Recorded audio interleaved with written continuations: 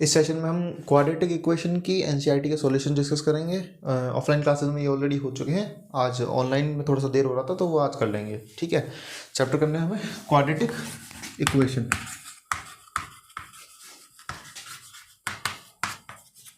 खाली एनसीईआरटी के solutions discuss करेंगे और टाइम अगर सही हो गया मतलब जल्दी पूरा हो गया तो हम जो है हमारा लास्ट टॉपिक जो रह रहा था क्वाड्रेटिक फॉर्मूला उसको भी डिस्कस कर लेंगे इसी में। ठीक है, चलिए सबसे पहले एक्सरसाइज 4.1 क्वेश्चन नंबर 1। क्वेश्चन 1 में कुछ खास है नहीं। क्वेश्चन 1 में सिर्फ ये पूछा हुआ है check whether the following are quadratic equation. हमें ये चेक कर रहा है कि क्वाड्रेटिक इक्वेशन है या फिर नहीं है। ठीक है, मैं इसके सारे पार्ट नहीं करवाऊंगा, कुछ पार्ट ही करवाऊंगा, बाकी आप खुद ट्राई कीजिए। सारे मैं करवाऊंगा तो कोई फ़ायदा नहीं है उससे। देखिए सबसे पहले फर्स्ट पार्ट की बात करते हैं। फर्स्ट पार्ट में बोला गया है कि x+1 का स्क्वायर इक्वल्स टू 2x-3। अगर आपने मेरी प्रीवियस वीडियो देखी है तो आपको पता ही होगा कि इसे कैसे सॉल्व करना है। बहुत सिंपल सा है, सिंपल इसका स्क्वायर खोलेंगे और फिर सॉल्व करेंगे। इसका स्क्वायर खोलेंगे तो क्या आएगा, a+b का होल स्क्वायर आएगा, a² plus b² plus 2ab equals to, इसके अंदर मल्टीप्लाई होगी 2x माइनस 2 से 6। सारी टर्म्स को इधर लेके आइए, x² प्लस का 2x, ये प्लस का इधर आके माइनस का हो जाएगा, माइनस का 2x प्लस 1, ये माइनस का इधर आके प्लस का हो जाएगा इक्वल्स टू 0। 2x से 2x कट गया, x² 1 + 6 7 इक्वल्स टू 0। अब इस इक्वेशन की डिग्री क्या है, 2 है, तो ये क्वाड्रेटिक इक्वेशन है। डिग्री आपको लोगों को याद है, किसी भी इक्वेशन में वेरिएबल की मैक्सिमम पावर क्या होती है, उसकी डिग्री होती है। किसी भी इक्वेशन में वेरिएबल की जो मैक्सिमम पावर क्या होती है वो क्या होती है, डिग्री होती है। ठीक है जी, क्योंकि इस इक्वेशन में वेरिएबल की मैक्सिमम पावर क्या है, 2 है, इसकी डिग्री 2 है, इसलिए क्वाड्रेटिक इक्वेशन है। फोर्थ पार्ट करवा दे रहा हूँ। फोर्थ पार्ट क्वेश्चन है x-3 2x+1 equals to x+5। जरा एक बार कंफर्म कर लेते हैं क्वेश्चन को। x-3 दूसरे ब्रैकेट में x 2x+1 और इक्वल्स टू x ब्रैकेट में x+5। सिंपल। देखिए दो ब्रैकेट है, दोनों ब्रैकेट की मल्टीप्लाई होगी तो कैसे होगी, सबसे पहले इसकी पूरे ब्रैकेट में, फिर इस टर्म की पूरे ब्रैकेट में। तो जब इसकी इससे होगी तो आएगा 2x², फिर होगी x की 1 से तो आएगा प्लस का x, फिर होगी इसके 3 2 जा 6 माइनस का 6x 3 1 जा 3 माइनस का 3 plus minus minus equals to x के अंदर मल्टीप्लाई होगी तो x की x में होगी तो आएगा x² प्लस 5x। बाकी सारी टर्म्स को इधर लेके आइए, 2x², इधर प्लस की इधर आके माइनस की हो जाएगी, प्लस का x और माइनस का 6x, plus minus minus 6 - 1 5, sign आएगा बड़े वाले का माइनस का 5x। ठीक है जी, प्लस माइनस माइनस तो 6 - 1 5, साइन आएगा बड़े वाले का, बड़ा वाला कौन है 6, तो साइन आएगा माइनस का, ये इधर आएगा माइनस का हो जाएगा माइनस का 5x माइनस का 3 equals to 0। 2x minus x², फिर से x² minus minus plus, plus का वो माइनस का 10x माइनस 3 इक्वल्स टू 0। इस इक्वेशन की डिग्री क्या आ रही है, 2 आ रही है, तो ये क्वाड्रेटिक इक्वेशन है। ठीक है जी,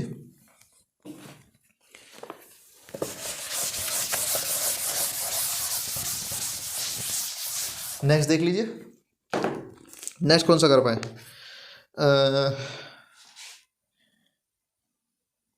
एक देख लेते हैं, लास्ट देख लेते हैं, 8th।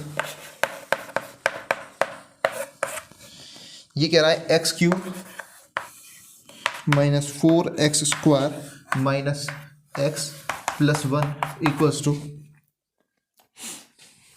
x - 2 का whole cube.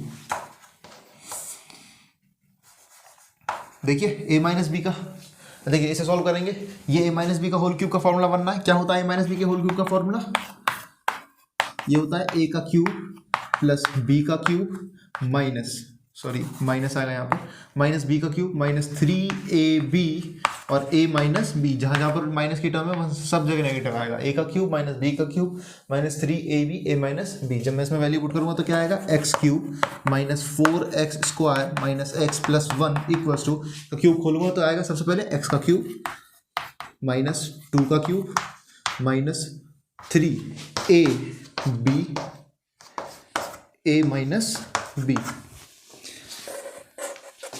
x³ minus 4x² minus x plus 1 equals to x cube minus 8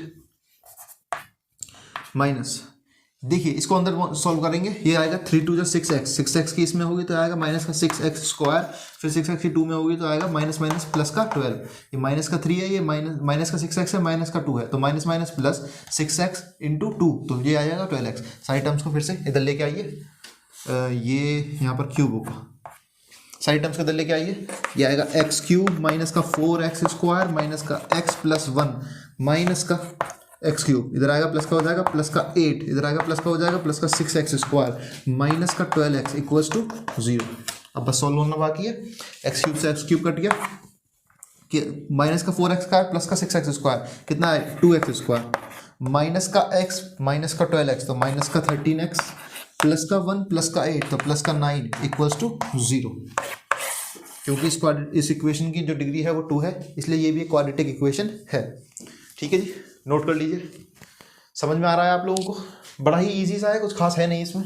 ठीक है जी, बाकी क्वेश्चंस को आप ही करके देखिएगा, सारे क्वेश्चंस मैं कराऊंगा तो कोई फायदा नहीं है।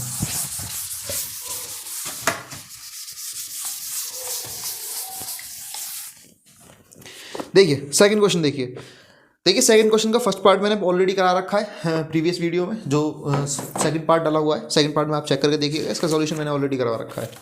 ठीक है ना, थर्ड पार्ट की तरफ देखें तो ये क्या कह रहा है। देखिए मैं इसकी खाली क्वेश्चन की वो करवा देता हूँ, इक्वेशंस बनवा दे रहा हूँ, सॉल्यूशन जो है करने की जो इसमें जरूरत है ही नहीं, इसमें सॉल्यूशन नहीं मांगे हुए हैं, लेकिन आगे भी मैं खाली जो है इक्वेशन बनवा दूंगा, सॉल्यूशन आप खुद कीजिएगा। कह रहा था product of 2 consecutive positive integer is 306, we need to find the integer. कह रहा है कि 2 कंसेक्यूटिव पॉजिटिव इंटीजर हैं, उनका जो प्रोडक्ट है वो 306 है। देखिए सेकंड पार्ट, सबसे पहले तो पहले वाले को x मान लीजिए, हमें पता नहीं है कि वो दोनों ही क्या है, तो पहले वाले को x मान लेते हैं। Let first integer be x। अब जैसे मान लीजिए कोई भी 1 मिनट के लिए मैं मान लेता हूँ x की वैल्यू 2 है, तो इसके नेक्स्ट नंबर कौन सा आएगा 3 आएगा, इसके नेक्स्ट नंबर कौन सा आएगा 4 आएगा। आप देख रहे हैं कि हर एक नंबर नेक्स्ट नंबर लाने के लिए हमने इसमें 1 प्लस किया है, 2 1 प्लस 2 1 प्लस 1 3, 3 प्लस 1 4। तो ऐसे ही अगर मेरा एक इंटीजर x है तो सेकंड इंटीजर क्या हो जाएगा, सेकंड इंटीजर हो जाएगा x प्लस 1। अच्छा ठीक है जी, इतना समझ में आया। अब अकॉर्डिंग टू क्वेश्चन क्या कह रहा है, इन दोनों इंटीजर का जो प्रोडक्ट है वो क्या है। देखिए कंजुगेटिव का मतलब जो होता है वो होता है लगातार 2 के बाद 3 आ रहा है, 3 के बाद 4 आ रहा है, और ये आ कैसे रहे हैं, इनमें 1 प्लस करके आ रहे हैं। तो अगर एक मेरा कोई कंजुगेटिव इंटीजर है तो उसका अगर मेरा x कोई एक इंटीजर है तो उसका कंजुगेटिव क्या होगा, उसमें 1 प्लस करके आएगा, नेक्स्ट हो जाएगा x प्लस 1। अकॉर्डिंग टू क्वेश्चन क्या कह रहा है कि इन दोनों का जो प्रोडक्ट है, इन दोनों का प्रोडक्ट जो है उसका किसके बराबर है, वो 306 के बराबर है। इसको बाकी सॉल्व करना है, x के अंदर मल्टीप्लाई होगी, एक्स स्क्वायर प्लस एक्स, इधर आएगा माइनस का हो जाएगा 306 equals to 0। This is the required equation. ठीक है जी, this is the required equation. Simple था, कुछ भी नहीं था इसमें, बस यहाँ पे आपको कंजुगेटिव का मतलब पता होना चाहिए था।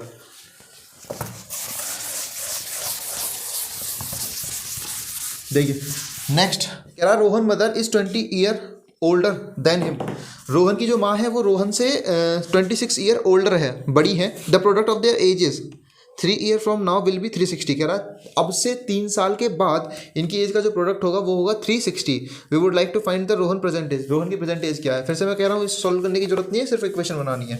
देखिए रोहन की माँ की जो एज है वो रोहन की एज पे डिपेंड कर रही है, तो जिस पे डिपेंड करती है हम उसे मान के चलते हैं। अब क्योंकि ये रोहन की एज पे डिपेंड कर रही है तो हम रोहन की एज को मान के चलेंगे। सेकेंड का third, let the Rohan's age be x year. कितनी है, x है, x ईयर्स। ठीक है जी, क्योंकि उसकी माँ जो है वो 26 साल बड़ी है, तो मदर्स एज क्या आ जाएगी, मदर्स एज आ जाएगी x प्लस 26 ईयर्स। ठीक है जी। अच्छा ये तो है प्रेजेंट एज, ये क्या है, प्रेजेंट एज है, present age. 3 year from now, अगर मैं 3 ईयर बाद की देखूंगा तो क्या इनकी एज में 3 ईयर प्लस हो जाएगा। जैसे मान लीजिए अगर मैं इस टाइम पे 20 साल का हूं तो 3 साल बाद मेरी एज क्या हो जाएगी 23 साल हो जाएगी, 23 ईयर्स हो जाएगी। अगर मैं इस टाइम पे 35 साल का हूँ तो मेरी एज 3 साल बाद क्या हो जाएगी, 38 हो जाएगी। ऐसे ही अगर रोहन की एज इस टाइम पे x ईयर है तो 3 साल बाद इसकी एज क्या हो जाएगी, रोहन की एज क्या हो जाएगी, हो जाएगी x+3। और मदर की एज क्या हो जाएगी, इसमें भी 3 साल बढ़ जाएंगे, ये हो जाएगी x+26+3, that will be x+29। ठीक है जी। अच्छा, अकॉर्डिंग टू क्वेश्चन वो क्या कह रहा है, 3 साल बाद इनकी एज का जो प्रोडक्ट है वो क्या है, 360 है। तो इस टाइम पे इस रोहन की एज है x+3 3 साल बाद, और मदर की एज है x+29 इक्वल्स टू प्रोडक्ट क्या है, 360। देखिए इसको सॉल्व करना है सिंपल। चलिए आप इसे आगे से सॉल्व कर लीजिएगा, बस यही हो गया हमारी इक्वेशन। ठीक है जी।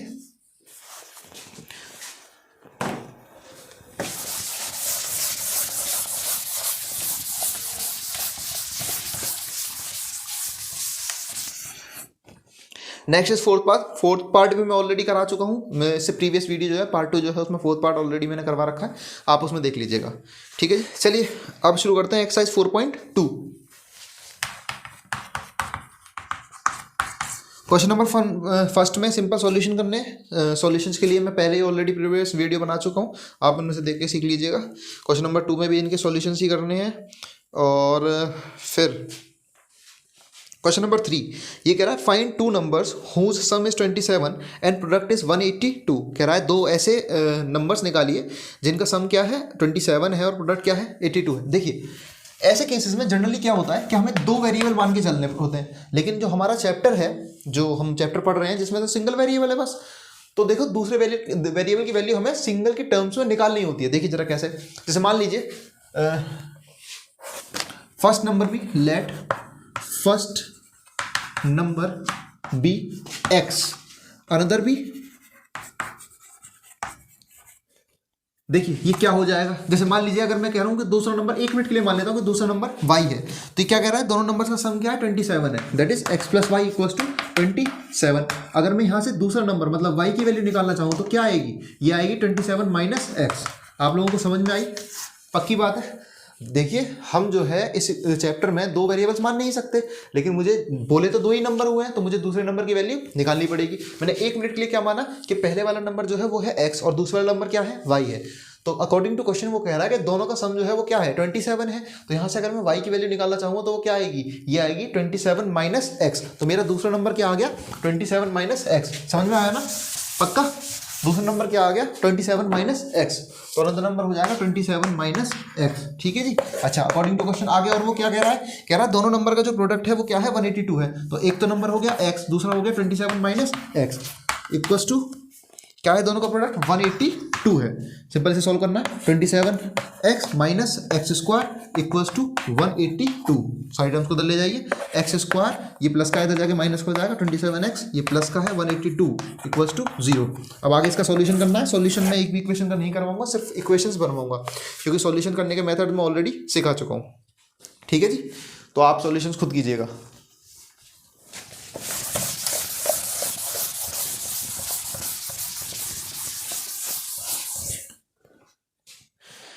देखिए नेक्स्ट क्वेश्चन इज, कह रहा है the 2 consecutive positive integer the sum of whose square is 365। देखिए फिर से वैसे ही है, कह रहा है 2 पॉजिटिव इंटीजर बता दो जिनके स्क्वायर का सम, जरा ध्यान से देखिएगा क्वेश्चन की वर्डिंग में थोड़ा सा हेर फेर है।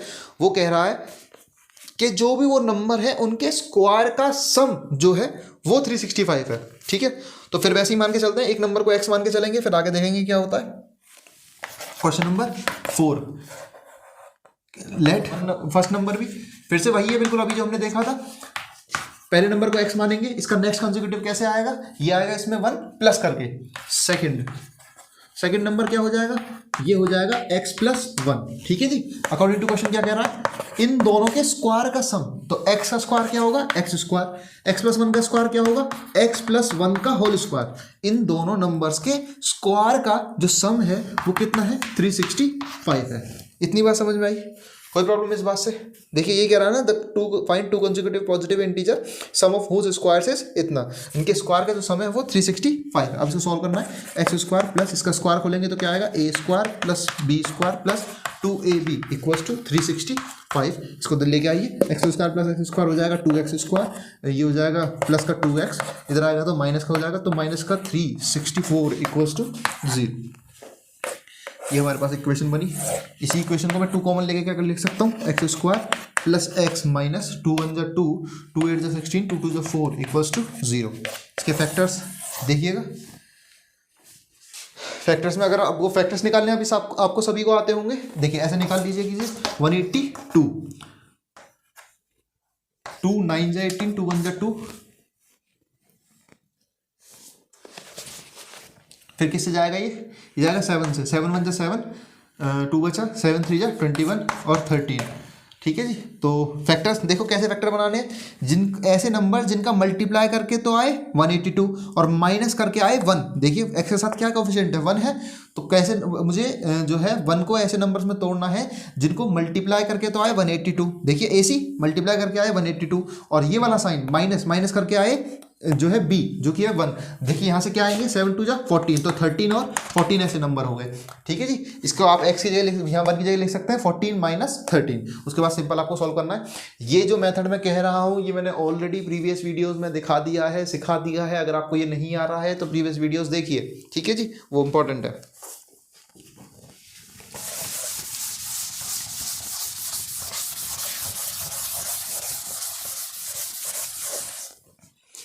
देखिए next question is question number 5। The altitude of a right triangle is 7 less than its base if the hypotenuse is 13 then the other 2 sides. देखिए जैसे मान लीजिए कोई भी एक ये राइट एंगल ट्राइंगल है, इसमें ए बी सी एक राइट एंगल ट्राइंगल है, इसको बोला जाता है बेस, ये होती है हाइपोटेनियस। 90 डिग्री के एंगल के सामने वाली जो साइड होती है, ये लार्जेस्ट एंगल के सामने वाली साइड लॉन्गेस्ट होती है, क्या होती है हाइपोटेनस। ये होती है बेस और ये होती है एल्टीट्यूड। इसको हम परपेंडिकुलर भी कह देते हैं और एल्टीट्यूड भी कह देते हैं। ठीक है जी। क्या कह रहा है ये, कह रहा है कि जो एल्टीट्यूड है वो 7 लेस है उसके बेस से। तो एल्टीट्यूड 7 बेस पे डिपेंड कर रही है, तो हम किसको मान के चलेंगे, हम बेस को मान के चलेंगे। किसको मान के चलेंगे, बेस को। मैंने कहा था अभी कि जिस भी चीज़ पे डिपेंड कर रही होती है उसे मान के चलते हैं। Let the base be x, क्या है एक्स है, तो एल्टीट्यूड कितना हो जाएगा, एल्टीट्यूड क्या कह रहा है, ये बेस से 7 कम है। क्या है, बेस से 7 कम है। इसका मतलब क्या है, देखिए कह रहा है जो एल्टीट्यूड है वो बेस से 7 कम है। इसका मतलब ये है कि अगर मैं बेस में से 7 घटा दूं तो वो किसके बराबर आ जाएगा, एल्टीट्यूड के बराबर आ जाएगा। तो एल्टीट्यूड की वैल्यू क्या आ जाएगी, base minus 7, that is B minus 7। ठीक है जी,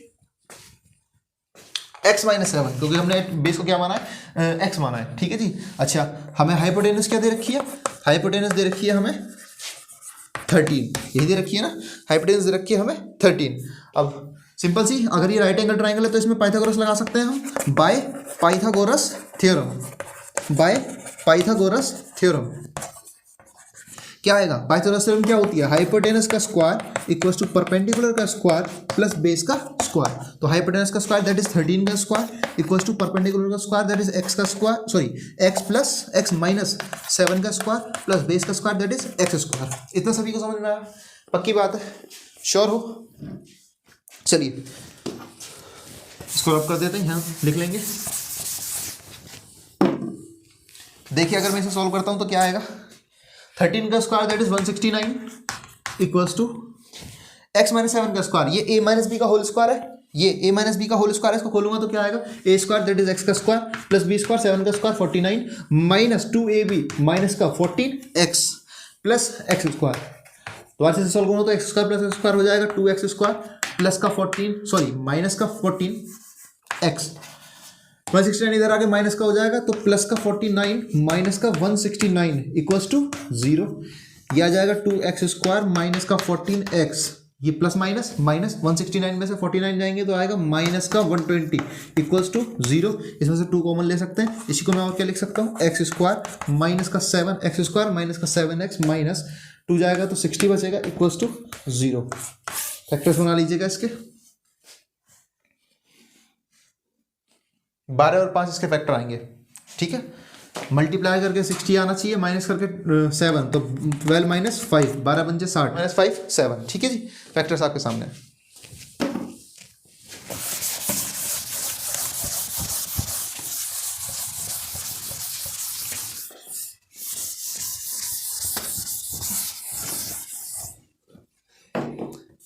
next question, question number 6।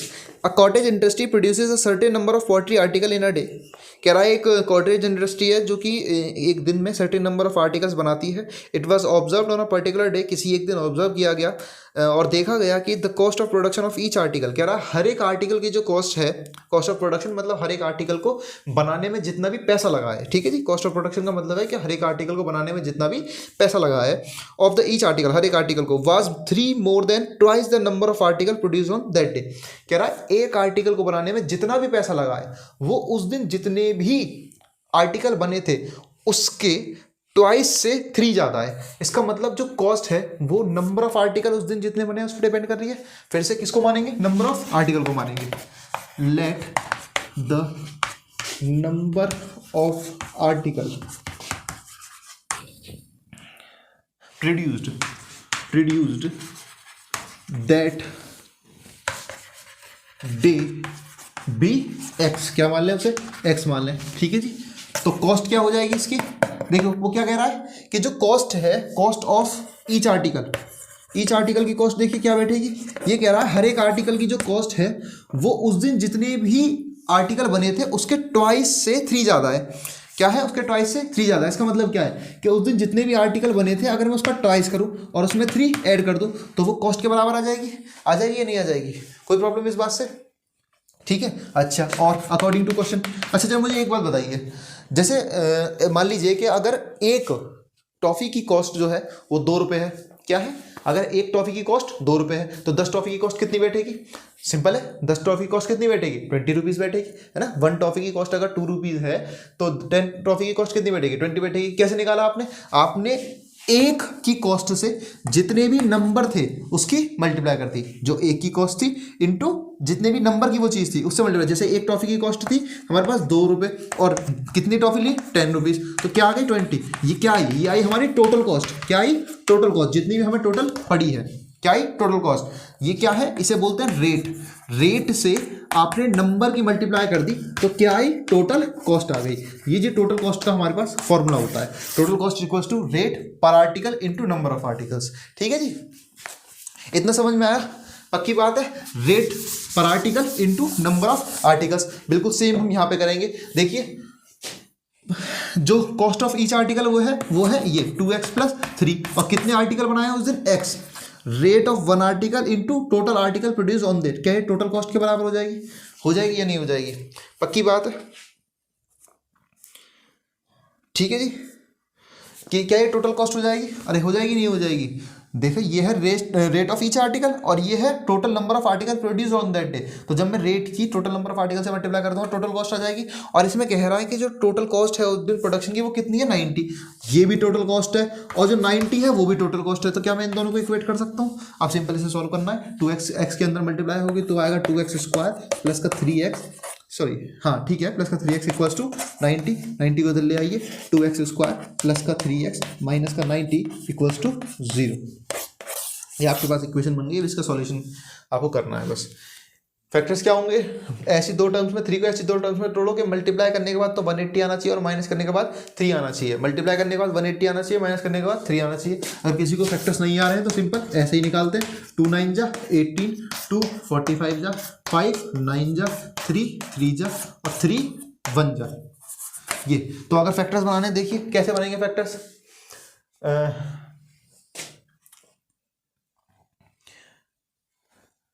Minus करके 3 आना चाहिए। 5 3 जा 15, 2 2 जा 4, 4 3 जा 5 3 जा 15, 2 2 जा 4, 4 3 जा 12, 12 और 15, 12 और 15 आपके फैक्टर्स होंगे। माइनस करके जो है 15 माइनस 12 3 आएगा और मल्टीप्लाई करके 120 आएगा। ठीक है जी, 12 और 15 इसके फैक्टर्स होंगे। इतना समझ में आया जी? ठीक है।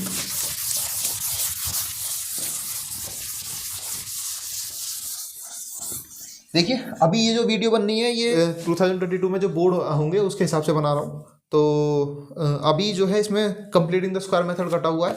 तो थर्ड वाले एक्सरसाइज आपको करने की ज़रूरत नहीं है। हालांकि मेरी आप सलाह माने तो मैंने ऑलरेडी वो समझा दी है। सिंपल आपको जो है इक्वेशंस बनानी है, इक्वेशन बनानी अगर आपको आ गई हैं तो आप आराम से कर सकते हैं। ठीक है जी। बचा क्वाड्रेटिक फार्मूला, तो उसके लिए हम नेक्स्ट वीडियो में बात करेंगे। आज के लिए बस इतना ही काफ़ी है। ठीक है।